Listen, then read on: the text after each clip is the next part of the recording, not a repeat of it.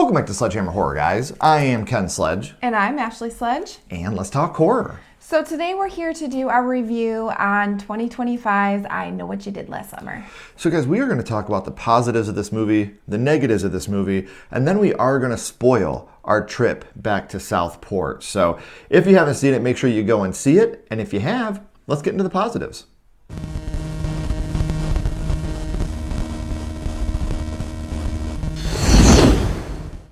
So some of our positives, there's actual moments of suspense that you feel like there's a scene where it's dark and you can't really see, obviously, the fishermen. And it really does feel suspenseful. Mm-hmm. Ray actually has some funny lines in this movie. A lot of the jokes didn't land for me. I don't know if it's because I'm an old man now, but a lot of it didn't work for me. But there's a line where they're like, let's just get on our boat and run to the Bahamas. And Ray's like, for reasons I'm not going to talk about. That's a terrible idea. And like that did make me laugh.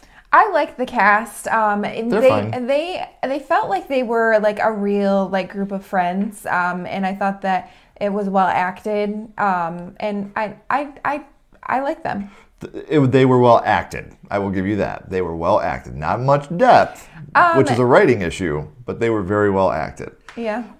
Some of the deaths look really good. Mm-hmm. We're obviously not going to spoil those right now, but the ones that we did get on screen were pretty brutal, and I did like that. So those are some of our spoiler-free positives. Now let's get into our spoiler-free negatives about I Know What You Did Last Summer.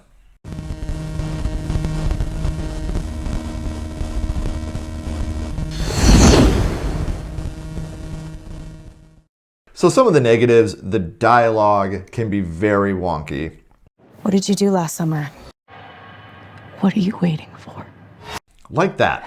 And I don't know, again, maybe it's because I'm old, but a lot of the stuff they were talking about, and a lot of stuff they were concerned about, I'm like, really? This is maybe not for horror fans for that geriatrics.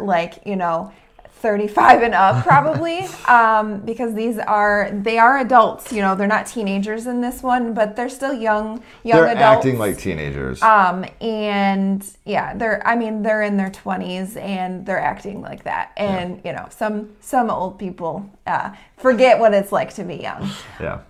The setup of what they did is kind of what they did last summer is kind of carbon copy from the first one. And I think that they did that for a reason, nostalgia. We'll disagree on this one. She doesn't think it's that big of a deal. I hated it. Yeah. Hated it. I think it's more for the fans of, the first one. It's to bring back some of the nostalgia for it.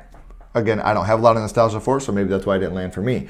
Now, even though her character's fine, Danica is way too infantile for me. And it's just like moments where she's like, thank you. And doing shit like that. And I'm like, dude, you're like an adult. Yeah. Really, baby? And I'm like, stop. Don't do that. Yeah. You look like a kid. Stop it.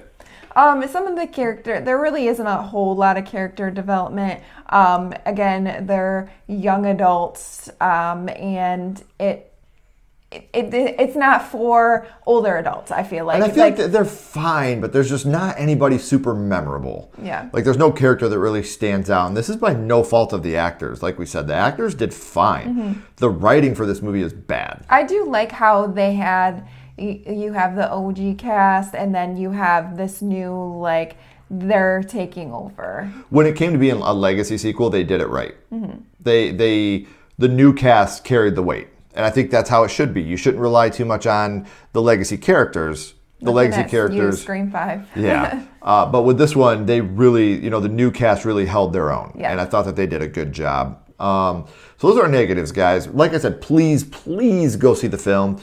Gauge your own opinion for yourself, and then come back and check out our spoilers for I Know What You Did Last Summer.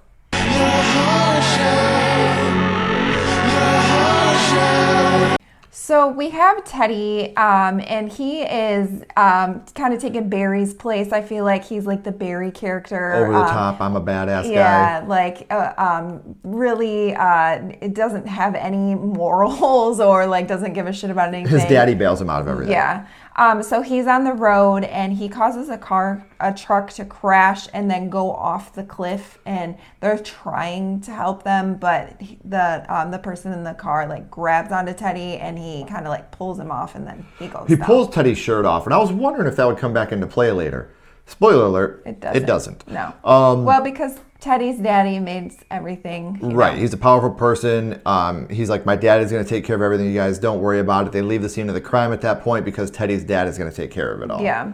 And so then they figure out who died. His name was Sam Cooper, and he had no family. Crazy. I'm pretty sure our other, the person that died, he had no family either. Yeah. Or like nobody to... Well, and this person didn't, he wasn't active on social media. Like they couldn't really find much information about him at all. Right. I love the part where Julie's like, don't you guys like live on social media? Like you can't, like this group, this age group, like you can't find this person. You know, in 97, I had to go and look through fucking... A phone book? Yeah. I feel like in this one, though, like, they explain later why that happened.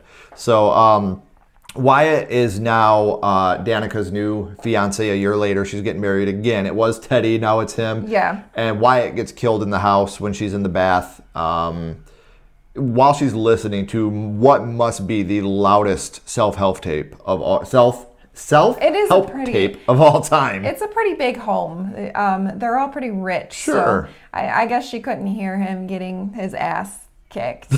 I do, however, like the harpoon gun. Yeah, that's a cool use. addition. The harpoon gun is a very cool addition. Yeah.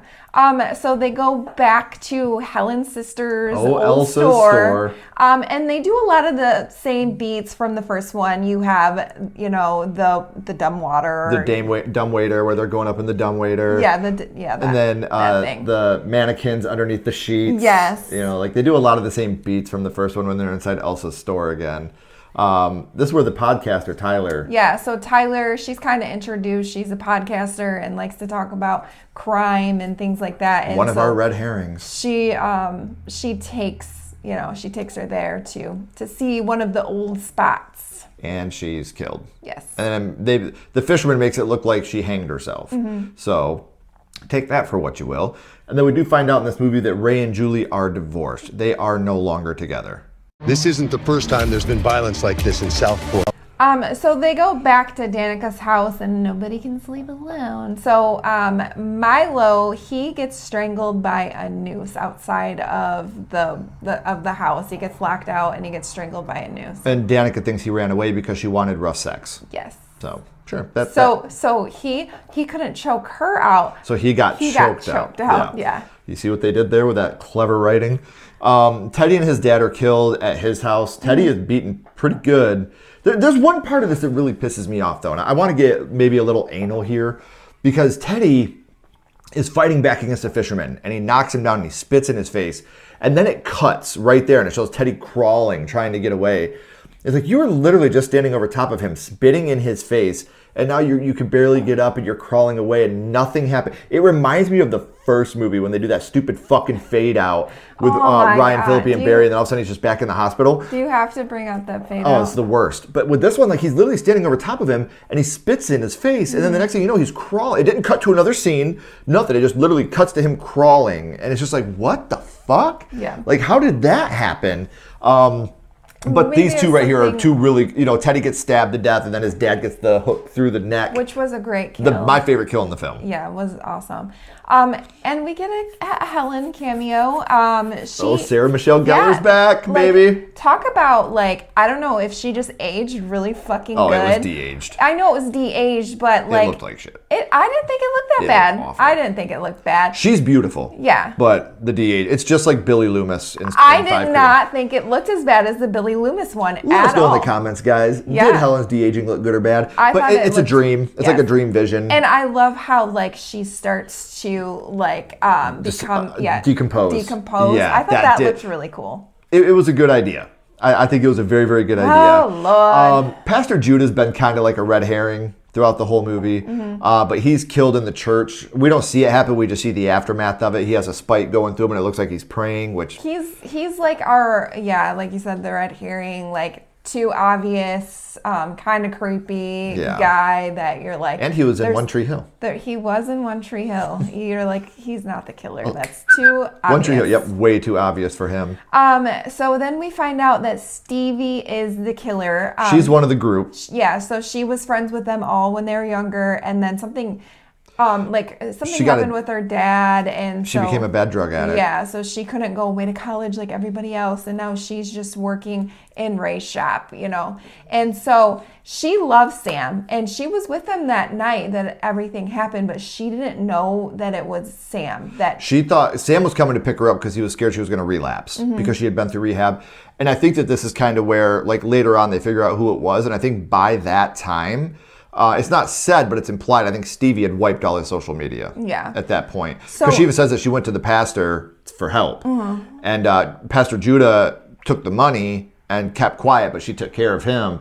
So I think that there was kind of a joint effort to completely get rid of all of Sam's social media so they couldn't link him and Stevie back together. So, yeah, but she didn't think about the picture that was on, pastor's wall. Yeah.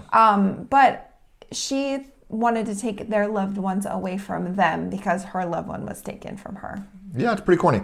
So Stevie stabs Danica in the side with the hook and then picks her up and throws her overboard. And then Ray shoots Stevie, kills her, and then she falls overboard too. Yeah. So everything's a happy ending. Wait a minute. We still got like 15 minutes left of this movie. What the hell's going on? In the dumbest decision this is definitely the downfall for me. Ray is in on it. Why, Ray?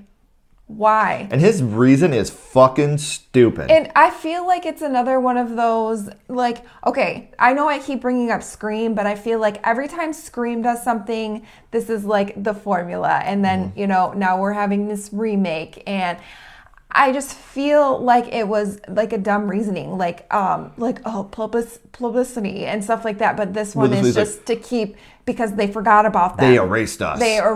And, Julie's like, who fucking cares, man? And then, because Julie comes, she figures it out, which she never tells us how she figured it out.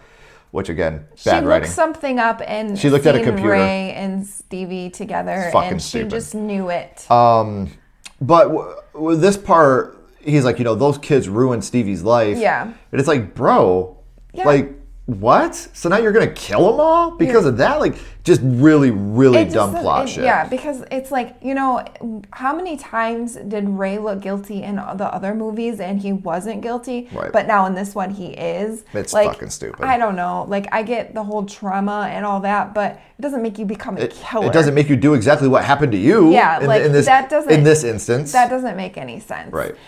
So Julie, she comes to save Ava because she looked up and she was like, because Ava called Julie and was like, I'm on the boat with Ray. I'm on the boat with Ray. It was Stevie, but I don't know how she did all this by herself. And then she was like, oh.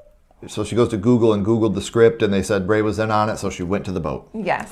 And Danica somehow survived getting stabbed with the hook, thrown overboard in the middle of the ocean, and she washed up on shore. Washes up on shore. Because she's a mermaid, which is another stupid plot thing in this movie.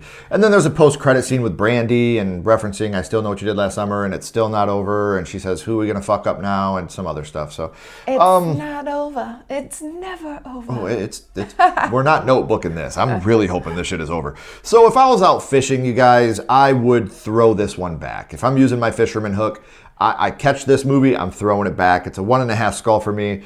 The only thing really holding this movie up is the acting is good. It's just really bad writing to me. And so much nonsensical things happened in this movie that just don't make sense. Mm-hmm. And so it didn't hold water to me. I'll stop making fisherman jokes in a minute, or fisherman puns. But yeah, like I said, I would throw this one back. This is not a keeper for me. I'm going to give it a 2.5 out of 5. I really did enjoy the first 2 acts. I thought the fisherman looked really cool. I love how, it's blacked out and you can't see his face, just like the OG.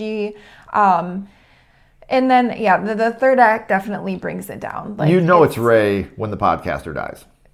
Yeah, well, that. Yeah, because she's like, it's you. And she doesn't know anybody. She's not from around here. And obviously she did her research on the kids that, had gone through this already. So yeah, that they definitely give it away. And then Stevie was super fucking obvious to begin Really with. obvious. Really obvious. Like, yeah, like they weren't friends for years, and now they're friends again. And when And just like the first one, they do way too many red herrings in this movie. Yeah. Way too many, and it just ruins the experience. When every single person you meet does something shady, you're like, what the fuck is up with this town? Like, everybody's a shady piece of shit. So shady motherfucker. let us know in the comments, guys, where does this rank for you in the franchise? What did you think of this movie overall? We would love to know. Would you like to see it continued? Let us know. So if you haven't already, guys, please like, comment, and subscribe. It does help build the channel more than you know. And follow Sledgehammer Horror on social media. Those links are in the description as well. But until next time, keep talking horror, Stay who you are. and we'll see you guys soon. Bye, guys.